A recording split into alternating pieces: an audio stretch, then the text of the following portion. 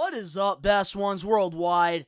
It's the best one, Donnie here, back with a brand new challenge review for the Challenge Ride or Dies, episode 4. If you're not a best one yet already, recommend you to hit that subscribe button now, turn on the post notifications, because of course you already know the grind is real.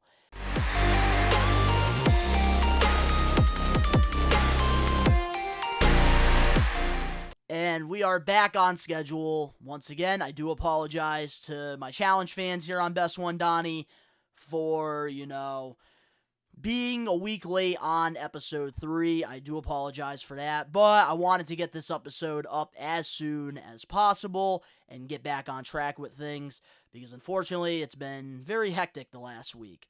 But we're back, and with the challenge episode 4, the latest episode, I'm recording this on a Thursday. It's a Saturday that this is up, so I am back on my shit. Let's go. So, we start off episode 4 with another pair coming into this game for Ride or Dies. We had the legend himself, Darrell and Veronica. 2 Ride or Die pairs, which I think, this is a great team to have because both of these two did win a season of the challenge together. And I really did like how they showed that. They showed their relationship, similar to what they did with Johnny Bananas and Nany, which we really didn't get enough of that with Jordan and Aneesa, which is maybe because they aren't really Ride or Dies. They just didn't really have a pairing, which still pisses me off. But I'm very happy that we did get some old footage of Darrell and Veronica and getting to see them back then to now, which I really like when they do the throwback clips. And of course, Darrell, he goes up there and he gives Amber B a hug.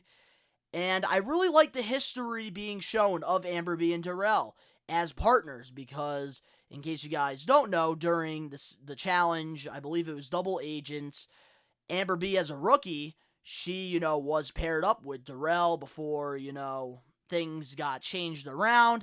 And later on, when Darrell was out of the game, Amber B and CT actually ended up becoming the champions of that season of the challenge.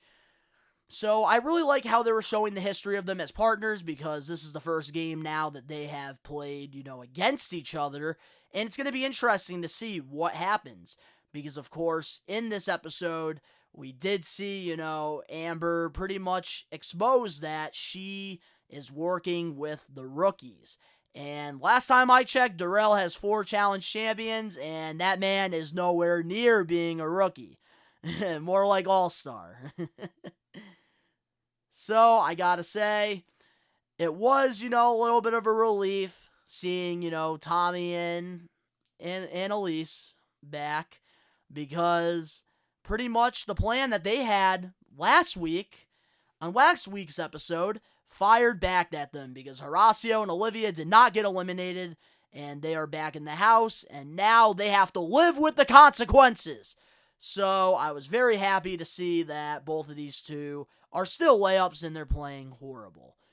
I still need to understand what the hype is for Tommy and Annalise, why people really like them on the show. Not as per people. I will never judge somebody as a person, but on the show.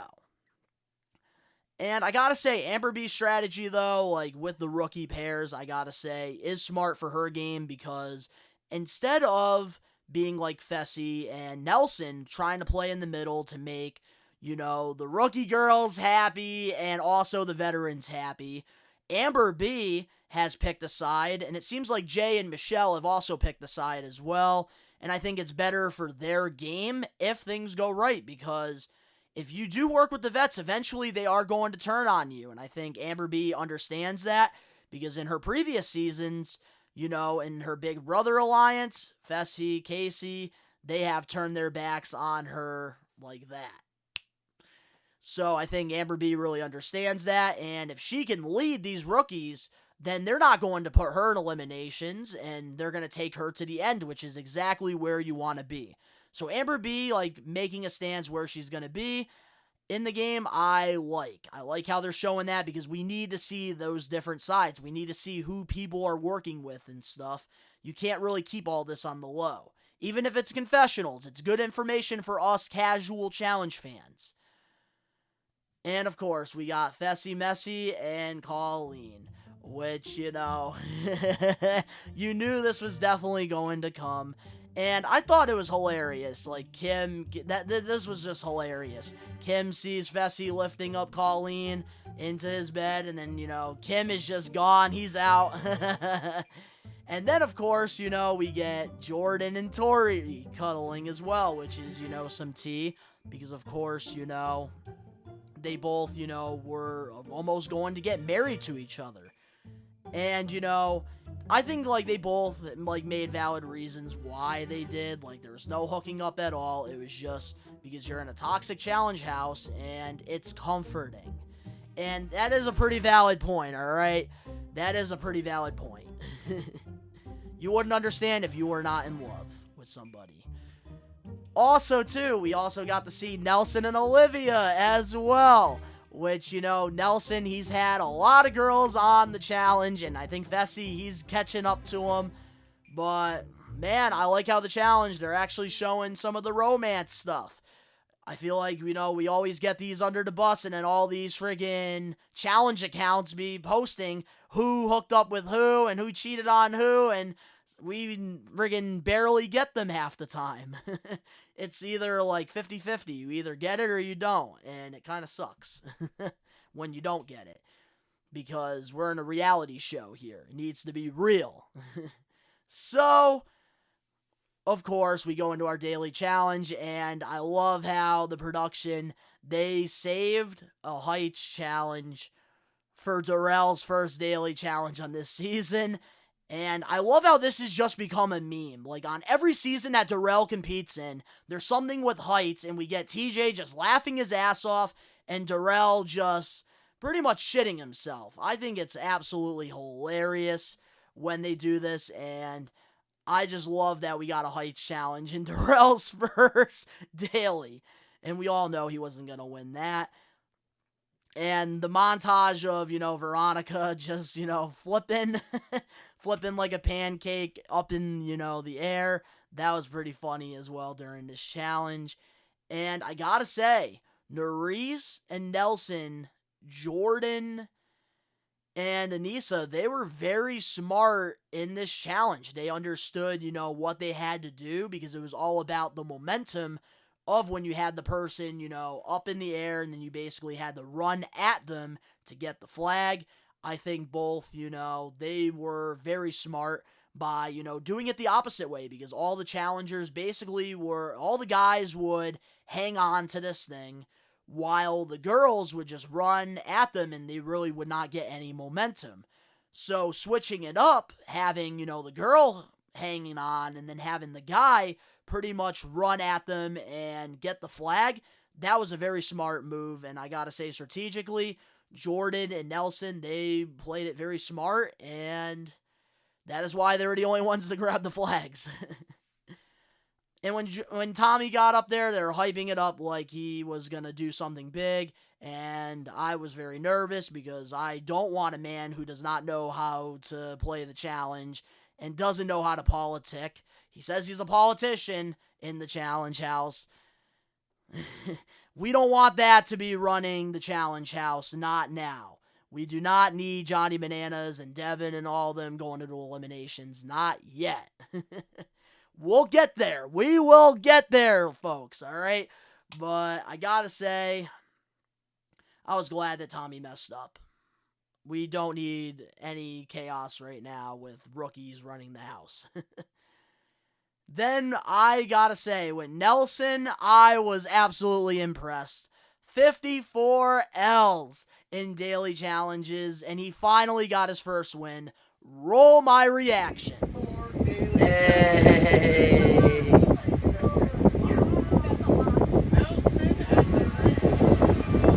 Hey, Nelson got his first daily. Let's go.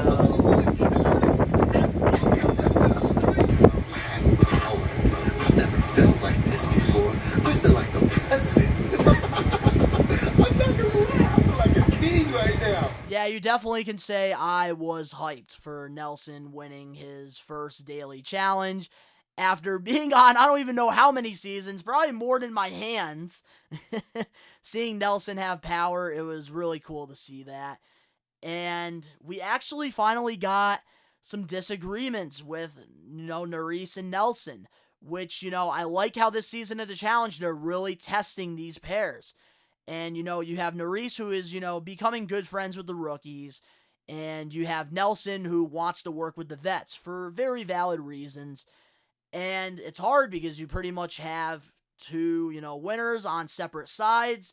And that is kind of how it's been with, Michelle and Jay. They have also been on opposite sides of things. So it's very interesting to see how things fold.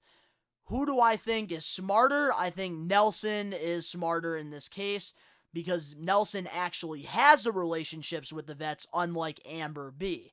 She, has gotten thrown in every single time. Nelson has actually built his relationships. But the one thing I don't understand is why Nelson did not throw in Fessy. I don't know if he's waiting, but I know Fessy turned on him, and if I were Nelson, I would be very careful with that after what happened previously. But I gotta say, Nelson right now is playing it absolutely smart. And I understand Nurys, though. She wants to make a statement, like Nelson was saying in his confessional. She wants to make a name for herself because that is how you become a challenge legend. This is how you get to be on, other seasons of the challenge. You have to, engage with the audience. You have to really go out there and make a name for yourself, which is why, some of our favorite challengers come back every season or, they make appearances here and there because they make a statement on the show that they're on. And I understand that side of things with Nurys because she's always been very good at doing that on TV. And that's why I'm surprised that it took the challenge this long for her to actually be on a season. But I gotta say, Nelson was very smart. So then, we get Tommy and Annalise. And I think one thing I will give them credit for is asking for advice from Nany when, the party stuff was going on. They actually, asked Nany for some challenge advice, like with the politics and stuff. And maybe not the best person to go to about the politicking, but for them to actually learn something from a vet who has played this game for multiple seasons, who is a legend in this game, I think that was smart and good for Tommy and Annalise because eventually maybe if they get the call back, which I really hope they don't, they, will take some of that advice and do a lot better on a future season. So, I gotta say here, Nelson, worked a deal out with Olivia, and that was probably one of the smartest moves so far in the game. Because Nelson, warned her that her and Horacio were going to be one of the pairs that were, named to go into this, elimination. So I think it was very smart because then Nelson pretty much did exactly what he wanted to do. He did not piss off any vets at all. And he was able to save Olivia in the process on the low and pretty much showed these vets that he's, picking them over this girl that he hooked up with the night before. And I think that this was a very smart move for Nelson in the game, especially at this time. Nelson is really setting himself up for success, and we'll have to really see where things go. So, of course, Nelson, picks Nelson and Nurys. They pick the pairs that go in, and we got Darrell, Veronica, we got Tommy, Annalise, we got Horacio, Olivia, and we got Colleen and Kim. It was a smart move. Nelson pretty much put Darrell and Veronica in there, not because they were rookies, because they're far from that. He put them in there because they came late into the season of the challenge. And normally, if a challenger comes in late, like the timing of Veronica and Darrell, they always get thrown in because they have to prove themselves. So I think Nelson, played it really smart because then he put 3 rookies in there. And I gotta say, I was very happy that Nelson decided to put Tommy and Annalise in elimination. That, I think, was a good move because everybody in the Challenge House does not trust Tommy at all after breaking that deal with Horacio and Olivia, who are well liked in the house. Just unfortunately, they're rookies, so they have to, earn their stripes. Nelson's plan, I could not believe when it happened. It actually worked. Horacio and Olivia pulled a dagger. It was safe. And then they decided to throw in Colleen and Kim because they haven't been in elimination yet and they have to earn their stripes. And basically what Nelson did was he had a talk with both Veronica and Darrell, and he also had a talk with Horacio and Olivia, and pretty much had them 2 teams go to each other. So regardless of the situation, they would save each other and they would get exactly what they want. And I think that was a very, very, very smart move for Nelson. And I can't believe that Nelson actually pulled it off for his first daily win and having that power. He did a really good job. And I don't know if it was beginner's luck or what it was. Even Jordan gave him credit for that move, which, he didn't piss anybody off by doing it. Great move by Nelson, and I guess that, 54 L's later, Nelson, it paid off for him. So, we have our elimination, and of course, in this challenge, Tommy can't even get Annalise out of the water to, solve her puzzle. And, Kim is pretty much holding Colleen perfectly while she just, does this. And I think it just shows how much of a layup the Tommy and Annalise team were and why they probably would benefit more on the Challenge USA. A CBS challenge, probably better than MTV. I don't think MTV is for them. But I am going to say this about Tommy. I respect that he did not quit. I respect that he actually tried and he gave it everything he got and had real emotion from losing. And he was still a really good sport about that. I absolutely do respect that a lot, seeing that side of Tommy, and I kind of wish that we got to see Tommy a little bit more because maybe my opinion about him and Annalise would be very different if we got to see a different side of them. But unfortunately, they only got 90 minutes, and however the challenge produces it, that's how us challenge fans, observe and view it. But they both got eliminated finally, and Colleen and Kim are still in the house, and I love Tori's confessional at the end, saying that the real game begins now.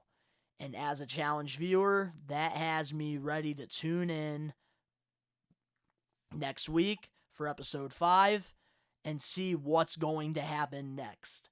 And I am genuinely excited to really get the real game happening now, because now that we don't have an extra pair coming in, like ride or die pairs, now people are going to be getting eliminated. Teams are going to get eliminated, which means going into these, daily challenges, the winners are going to have to pick 4 different groups, and the numbers are going to get slimmer and slimmer.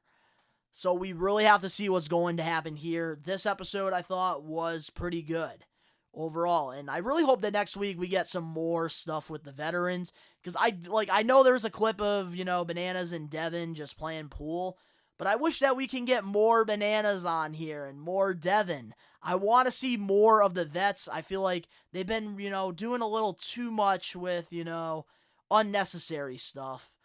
But now maybe that Tommy's out of the house and, there's not really bad any politicking, so maybe we're actually going to be in good hands and we're going to get some veteran stuff moving forward. But let me know in the comment section below what your thoughts were on the challenge Ride or Dies episode 4.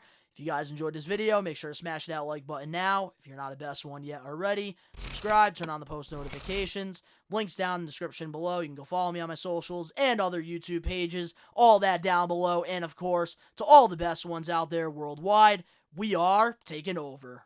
Peace.